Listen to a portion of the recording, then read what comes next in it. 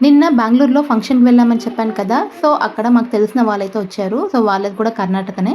నార్మల్‌గా మాట్లాడుతూ మీ side మ్యారేజ్‌లో non veg పెడతారా అని అడిగాను. లేదు మా సైడ్ పెళ్లి రోజు మాత్రం అస్సలు నాన్ వెజ్ పెట్టరని జెప్పారు. ఇంకా నేనైతే మా తెలంగాణలో మాత్రం కంపల్సరీ పెళ్లి రోజు మాత్రం నాన్ వెజ్ పెడతారు. అదే ఇంకా ఒక సామెత ఉంది కదా! ఆదివారం వస్తే ముక్క లేనిదే ముద్ద దిగదు అన్నట్టు.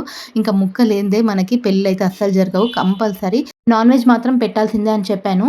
ఇంకా నేనలా చెప్పేసరికి వాళ్ళసలు ఎలా రియాక్ట్ అయ్యారంటే, "ఎంత పెద్ద తప్పు. మీరు పెళ్లి జరిగే రోజు ఎలా తింటారసలు నాన్ వెజ్?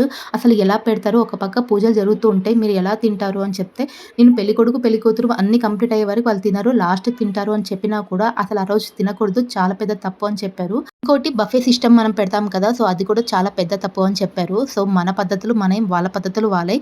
మనది వాళ్ళు ఫాలో అవ్వరు కదా! ఇంకా వాళ్ళయి మనం ఎలా ఫాలో అవుతాం? ఈరోజు మేము వేసుకున్న డ్రెసెస్ నిజంగా చాలా బాగున్నాయి. మీకెవరికైనా కావాలనుకుంటే ఫాలో చేసి కామెంట్ సెక్షన్‌లో లింక్ అని టైప్ చేయండి.